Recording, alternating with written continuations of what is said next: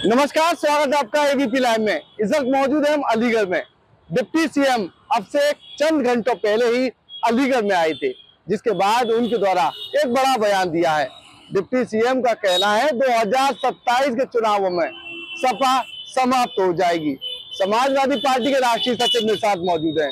साथ ही उनके द्वारा अलीगढ़ मुस्लिम विश्वविद्यालय को लेकर भी बड़ा बयान दिया है। देवकी नंदन ठाकुर कथावाचक वो भी अलीगढ़ पहुंचे थे। उनके द्वारा साफ तौर पर कहा गया अलीगढ़ मुस्लिम विश्वविद्यालय में मंदिर बनना चाहिए। केंद्र सरकार के पैसे से अलीगढ़ मुस्लिम विश्वविद्यालय चलता है। प्रदेश सचिव कांग्रेस के राजा भैया मेरे साथ मौजूद है। आम आदमी पार्टी के भी पदाधिकारी मेरे साथ मौजूद है। बातचीत करेंगे, ये वो तस्वीरें, तमाम जो लोग हैं वो मेरे साथ मौजूद है, उनसे बातचीत करेंगे। इमरान राजा जो आम आदमी पार्टी से ताल्लुक रखते हैं उनसे भी बातचीत करेंगे। सबसे पहले समाजवादी पार्टी के राष्ट्रीय सचिव से बात करते हैं, उनसे जानेंगे क्या लग रहा है। समाजवादी पार्टी जो लगातार बयानबाजी कर रही थी, लेकिन अब डिप्टी सीएम ने एक बड़ा बयान दिया है।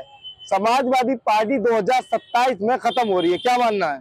देखिए, मेरा नाम अदनान हमीद है। मैं राष्ट्रीय सचिव हूँ समाजवादी पार्टी उत्तर प्रदेश अलीगढ़ छात्र सभा। देखिए, जो लोग ये कह रहे हैं कि समाजवादी पार्टी खत्म हो जाएगी 2027 में, मैं आपको बता दूं कि ये लोग सत्ता का आनंद लेने वाले लोग हैं और सत्ता में मजे लेने वाले लोग हैं। जब माननीय अखिलेश यादव और ये प्रदेश उत्तर प्रदेश की जनता इनको 2027 में जब मुंह तोड़ जवाब देगी और समाजवादी पार्टी पूर्ण बहुमत से सरकार बनाएगी यहाँ पर, तो मैं आपके माध्यम से बता देना चाहता हूं कि यही डिप्टी सीएम साहब समाजवादी पार्टी ज्वाइन करेंगे और समाजवादी पार्टी के अंदर होंगे। तब मैं इनसे पूछूंगा कि आप कहते थे कि 2027 में समाजवादी पार्टी खत्म हो जाएगी, अब आप क्या कहना चाहेंगे?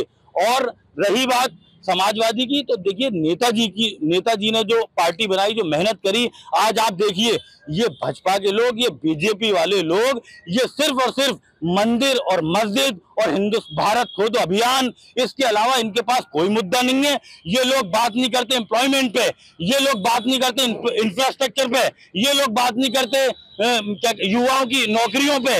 आप मुझे बताइए, ये लोग सिर्फ और सिर्फ एक मुस्लिम समुदाय को टारगेट करते हैं। एक तरफ माननीय नरेंद्र मोदी जी कहते हैं कि मैं सबका साथ और सबके विकास की राजनीति करने वाला नेता हूं, और दूसरी तरफ अपने सांसदों को, अपने विधायकों को, अपनी पार्टी के नेताओं को कहते हैं कि मुसलमानों को टारगेट करो।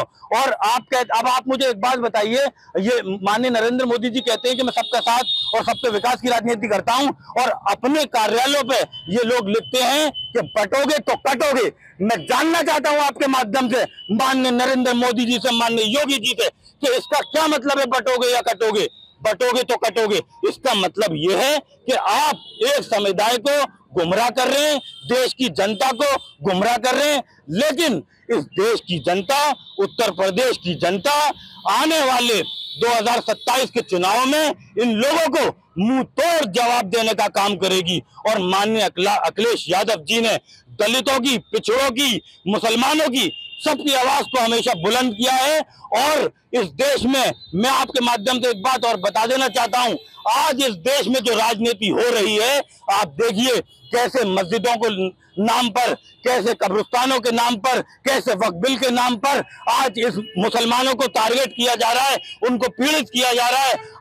और मैं एक बात आपके माध्यम से कह देना चाहता हूं कि इस देश को आजाद कराने में जो हमारे बुजुर्ग थे, जो हमारे उलमाए दीन थे, आज अगर वो जिंदा होते, उन लोगों को कितनी तकलीफ होती कि हमने इस देश को आजाद कराया और हमारे ही समाज को टारगेट किया जा रहा है। तो मुझे शर्म आती है ऐसी सरकार पर, और मैं कहूंगा आपके माध्यम से हिंदुस्तान की आवाम से कि ऐसी सरकार को और प्रदेश में माननीय अखिलेश यादव जी को लाएं और दलित पिछड़ों की आवाज को बुलंद करें। अखिलेश यादव जिंदाबाद। क्या कहना है? आम आदमी पार्टी से आप ताल्लुक रखते हैं, लगातार जो बयानबाजी चल रही है, कहीं ना कहीं वक्फ बिल को लेकर भी उनके द्वारा बड़ा बयान दिया है। वक्फ बिल को लेकर उनके द्वारा कहा गया पहले बंदर बाट हो रहा था, क्या कहना है? देखिए, वक्फ बिल जो है वो सिर्फ कहीं ना कहीं एक समुदाय को टारगेट करने के लिए लाया गया है। एक समुदाय को पूरी तरीके से टारगेट किया जा रहा है। और जैसे आपने देखा होगा कि वर्तमान सरकार मुद्दों से भटकाने के लिए, देश की जनता को जो मेन मुद्दे हैं उनसे भटकाने के लिए काम कर रही है। देखिए, गाय के नाम पे हजारों मुसलमानों को, हजारों बेकसूर लोगों को इन्होंने हत्या कर दी। लेकिन गाय को राष्ट्रीय पशु घोषित नहीं कर रहे हैं। आप देखिए बेरोजगारी चरम सीमा पे है, महंगाई चरम सीमा पे, उस पर बात नहीं करते।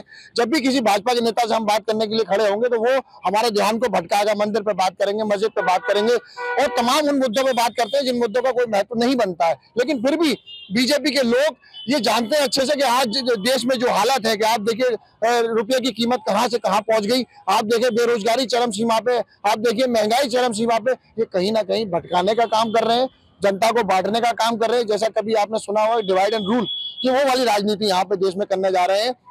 और अब जनता बहुत अच्छे से समझ चुकी है, तमाम समाज के लोग इस चीजों को समझ रहे हैं कि ये कहीं ना कहीं हम लोगों को भटकाकर हम लोगों का पीड़न कर रहे हैं, शोषण कर रहे हैं। जैसा कि अभी आपने देखा कि डिप्टी सीएम ने कहा कि भाई यहाँ पे यूनिवर्सिटी के अंदर मंदिर होना चाहिए। तो ऐसा करिए कि आप जितनी भी संस्थाएं हैं जहाँ बच्चों को अच्छी शिक्षा मिलती है, जहाँ उनको पढ़ने लिखने के लिए जगह बनाएंगे, सबको हटा के आप सब जगह मंदिर और मस्जिद बना दीजिए।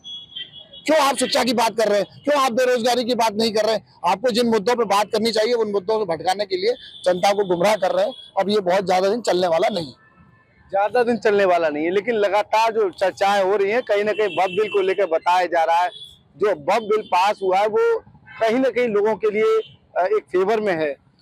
देखिए, सबका साथ, सबका विकास और सबके विश्वास वाली सरकार कल राज्यसभा में और परसों लोकसभा में खड़े होकर के ये कह रही थी कि ये बिल मुसलमानों के हित के लिए है, और आज उन्हीं के एक डिप्टी सीएम अलीगढ़ में आकर के कह रहे हैं कि अलीगढ़ मुस्लिम यूनिवर्सिटी के अंदर मंदिर बनना चाहिए। तो इनके हित कितने मुसलमानों के लिए लाभकारी हैं, ये इनके डिप्टी सीएम ने पोल खोल करके रख दी है। जिस सरकार का एजेंडा 2002 के गुजरात दंगों पर हो, उस सरकार से देश की जनता कैसे उम्मीद लगा सकती है कि वो सबका साथ, सबका विकास और सबके भले की बात करेंगे। साफ साफ उनकी यही एक पॉलिसी रही है कि इस देश में बहुसंख्यक को आजाद करके अल्पसंख्यक को कटघरे में खड़ा करते ये हमेशा से आए और वही करेंगे। जब इनकी पार्टी के 2 सांसद थे तभी भी उनका वही एजेंडा था, आज ये पूर्ण बहुमत में तो आज भी इनका यही एजेंडा है। ये भारतीय जनता पार्टी की सरकार इस देश के भोले भाले मुसलमान और भोली भाली माइनॉरिटी को ये पीसना चाहते हैं, ये उनको बर्बाद करना चाहते हैं, उनके आबा अजदाद की कब्रों को गुमराह करना चाहते हैं, उनको खोद करके उन जमीनों का सरकारीकरण करना चाहते हैं, उनकी इबादत गाहों को छीनना चाहते हैं। वहां पर फिर आप देखिए कल तस्वीरें वायरल हुई रामनवमी की, दरगाहों पे खड़े हो करके इनके लोगों ने झंडे फहराए, एक कार्रवाई नहीं हुई। आपके देश के नौजवानों को क्या देना चाह रहे हैं? आप धर्म की आग में नौजवानों को लपेटना चाह रहे हैं। इससे ये प्रतीत होता है कि आप मुसलमानों के ही दुश्मन नहीं है, आप इस हिंदू समाज के उन नौजवानों के दुश्मन है जिनको आप भड़का करके मंदिरों के और मस्जिदों के ऊपर भेजना चाहते हो। आप क्या जवाब देंगे आने वाली जो है पीढ़ी को? इन खुद के नेताओं के औलादें तो विदेशों में जाकर के सेटल हो गई, लेकिन यहाँ गरीब गुरबा हिंदुओं के बच्चों को ये धार्मिक की लड़ाई लड़ा करके उनको बर्बाद करना चाहते हैं, उनके हलक से रोजी रोटी छीनने का काम कर रहे हैं। जिस घर में 2 लड़के हैं उन दोनों को ये धार्मिक शिक्षा दे करके उनको उन बात में ढकेलना चाहते हैं। इनका कोई ताल्लुक नहीं है देश के विकास और किसी भी विकास से लेकर के। आप बताइए, डिप्टी सीएम बयान दे रहे, अमेरिका ने 36% टैक्स लगा दिया भारत के ऊपर, इस पर कोई बात नहीं करेगा। जब चीन के ऊपर भी अमेरिका ने टैक्स लगाया 34%, तो चीन ने मुंह तोड़ जवाब दिया, उनके ऊपर 34% ही टैक्स लगा दिया। लेकिन हम 26% टैक्स लगा करके यहाँ खुशी बना रहे हैं कि हम किसी के मस्जिद में खड़े होकर झंडा लहरा रहे हैं। हम ये साबित करना चाहते हैं कि झंडा लहरा देंगे, मुसलमानों के खिलाफ बिल पास कर देंगे तो देश में सब कुछ ठीक हो जाएगा। ऐसा नहीं है। आप मुंह तोड़ जवाब दीजिए अमेरिका को। ये देश का जो जनता है ये गुलाम नहीं है आपकी, इन्होंने आपको वोट दिया है, आपको प्रधानमंत्री बनाया है। और मैं ये कहना चाहूंगा भारतीय जनता पार्टी में होड़ मची हुई है कि कौन बढ़िया विवादित बयान देगा, कौन बड़ा नेता बनेगा। नरेंद्र मोदी जी के नारे की सबका साथ, सबका विकास, सबका विश्वास की प्रतिदिन पोल खोली जा रही है। हर आदमी अपने आप में बड़ा नेता बनने की कोशिश में है। कोई योगी जी को हटाना चाहता है, कोई प्राइम मिनिस्टर मोदी जी के बगल में बैठना चाहता है, कोई अनाप शनाप बयान दे करके उनकी जो है कुर्सियां छीनना चाहते हैं। आपस की घोटालेबाजी में आकर के इस देश को बर्बाद किया जा रहा है, तबाह किया जा रहा है। और ये देश, ये एक सशक्त भारत की बात करते हैं 2040 तक, मैं गारंटी दे रहा हूं अगर इसी तरीके से चलते रहे, लोगों को रोजगार नहीं मिला, युवाओं को रोजगार नहीं मिला और यहाँ पे किसानों के हित की बात नहीं हुई तो कुछ नहीं होने वाला। अभी तो आप अमेरिका की बात कर रहे हैं, मैं कह रहा हूँ आप नेपाल से पीछे चले जाएंगे। हंगर इंडेक्स के मामले में आप जो है बांग्लादेश, नेपाल और भूटान से पीछे आ गए। आप क्या बताएंगे दुनिया को जाकर के? यही विश्व गुरु थे जो पूरी दुनिया में डंका बजता था विश्व गुरु का। लेकिन यहाँ देखिए सत्यता ये है, भारत का अभी किसी भी एंगल से पूरी दुनिया में कोई नाम नहीं है।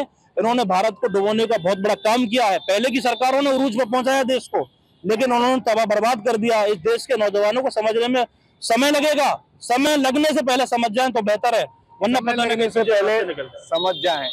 देवकी नंदन ठाकुर ने बयान दिया है, अगर अलीगढ़ मुस्लिम विश्वविद्यालय में मस्जिद बनी तो वो यानी कि मंदिर बना तो मुफ्त में कथा करेंगे। मेरा नाम मोहम्मद राशिद मेर है, मैं राष्ट्रीय सचिव हूँ सभा से। देवकी नंदन ठाकुर पहले भी एक बयान दे चुके हैं कि आगरा की जमा मस्जिद के नीचे मंदिर है, उनके यही बयान देते आ रहे हैं वो अब तक। मेरा उनसे ये कहना है, आप एक अच्छे कथावाचक हैं, आप ऐसे बयान दे रहे हैं, हिंदू मुस्लिम भड़काना चाह रहे हैं, आप एक अच्छे कथावाचक होने के नाते ऐसे बयान ना दें। और मेरा कहना ये है उनसे, आप उन लोगों को ना भटकाएं, ठीक है। लोग भटक रहे हैं उनके कहने से, और लोगों ने इतनी मेहनत करके एक हिंदू मुस्लिम भाईचारा बढ़ा रखा है, और ये बीजेपी सरकार इसको खत्म करना चाह रही है। हमारे लोग शहीद हो गए, कुर्बानियां दी थी हमारे लोगों ने, मगर आज बड़ा दुख होता है, बड़ा मलाल होता होगा उन लोगों को जब उनके घर वाले ये सोचते होंगे जो इनमें यह शहीद हुए, और उसके बाद आज ये रणनीति जो बीजेपी हिंदू मुस्लिम वक्फ बोर्ड औरंगजेब और इतनी गंदी राजनीति नहीं करनी चाहिए।